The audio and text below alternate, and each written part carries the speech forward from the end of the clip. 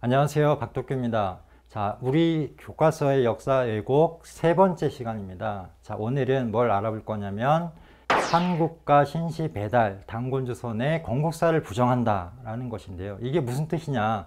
교과서에는 우리 최초의 국가가 고조선이라고 분명하게 나옵니다 라고 할 수가 있는데요. 이 고조선에 대해서 먼저 알아봐야 되겠습니다. 고조선이라는 나라가 갑자기 역사에 등장을 한 것은 아닙니다. 그 이전에 어떤 연원이 있겠죠. 그거에 대해서 이제 알아볼 텐데요. 예를 들면 삼국유사의 고조선기를 보면 자, 이렇게 시작을 합니다. 고기의 운, 석유 황국하니 서자한웅이 해서 쭉 나가는데요. 그래서 위지신시라라고 되어 있습니다. 이게 무슨 뜻이냐? 옛 기록이라고 하는 고기에 말하기를 옛적에 황국이 있었다. 그 황국에 환웅이 천하를 구하고자 하거늘 해서 쭉 나가서 태백산 아래에 신단수 아래에 와서 신시라고 하는 나라를 여셨다라는 게 바로 이 삼국유사 고조선조의 결론입니다. 그래서 이 고조선 이전에 황국이란 나라가 있었고 그 황국에서 환웅천왕이 오셔가지고 동방으로 오셔서 신시라는 나라를 여셨다라는 건데요. 이 신시는 처음 들어보는데요 라고 할 수 있는데 이전 시간에 말씀드렸던 배달이 다른 이름이 바로 이 신시입니다. 그래서 이 환국에 대해서 일본인들도 굉장히 쉽게 얘기하면 걱정을 하고 이걸 어떻게든 없애야 되겠다라고 생각을 했던 것 같아요. 그래서 이 삼국유사 정덕분에 보면은 석유 환국이다 라고 되어 있습니다. 옛적에 환국이 있었다. 그런데 1926년에 경도제대본, 그러니까 지금의 교토죠. 경도제대본에 보면은 이 환국을 환인으로 바꿔놨습니다. 이게 어떤 뜻이냐?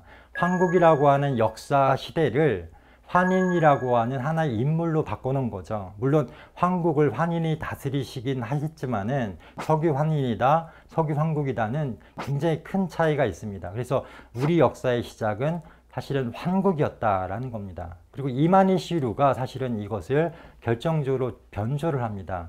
자, 그림을 보여드릴 텐데요. 왼쪽에 보면 정덕본이죠. 석유 환국 이라고 되어 있는데 오른쪽에 보시면은 이 이만희 시루가 박사학위를 받을 때 썼던 그 영인본인데 여기에 보면은 큰 대자를 집어넣어 가지고 환인이라고 이렇게 변조를 한 게 이게 뚜렷하게 보이고 있습니다. 자, 우리 그러면 대한민국 임시정부는 어떤 역사로 이야기를 했느냐? 제23주년 3.1절 선언문을 보면은 우리 민족은 처음 시작이 무엇이다?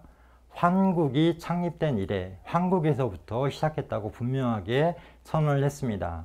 그래서 이 환국에서 환웅천왕께서 오셔서 신시를 여셨다. 그게 바로 우리 민족의 시작이다 라는 게 바로 삼국유사의 결론입니다. 그래서 우리가 잘 알고 있는 음력 10월 3일 개천절도 보통은 단군 조선의 건국일로 알고 있는데 실제로는 환웅천왕이 개천하신 신시 배달국을 처음 여신 그때가 바로 이 개천절입니다. 그래서 지금도 서울에 가면은 원서공원이라는 곳에 이 개천절 발상지 표지석이 있는데 거기에 분명하게 환웅이 처음 나라를 여신 게 바로 개천절이다 라고 이야기를 하고 있습니다.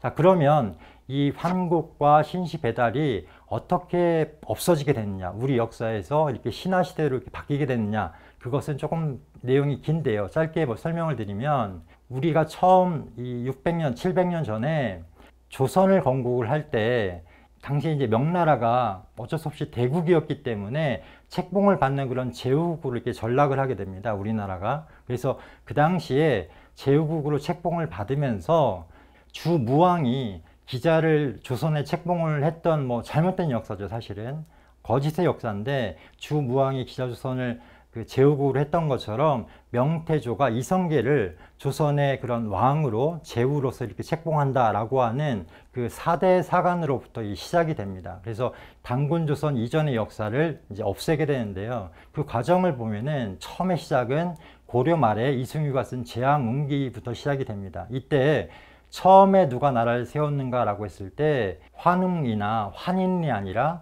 단군으로 바꾸게 되고 조선으로 들어오면 그 4대 사관이 이제 더 심화가 되면서 처음 신단수 아래 내려오신 분이 환웅이 아니라 단군으로 바뀌게 됩니다. 그래서 이 단군 이전의 역사가 고려 말 조선초를 거치면서 중국의 사대를 하게 되면서 바뀌게 되는 것입니다. 근데 우리는 보통 삼성조라고 이야기합니다. 우리 역사의 시작, 시조, 이 분들이 세 분을 대표적으로 얘기를 하는데요.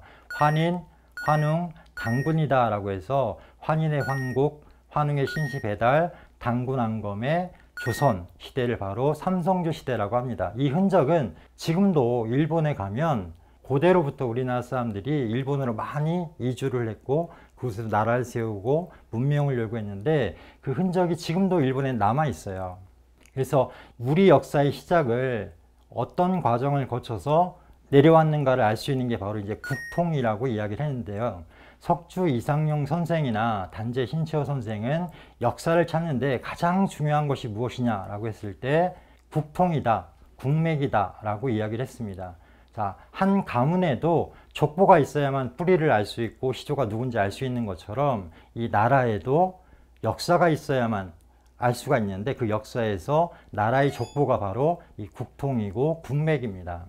자, 오늘은 세 번째로 이 단곤조선 이전의 역사가 어떻게 말살되었는가를 간략하게 살펴봤습니다. 감사합니다.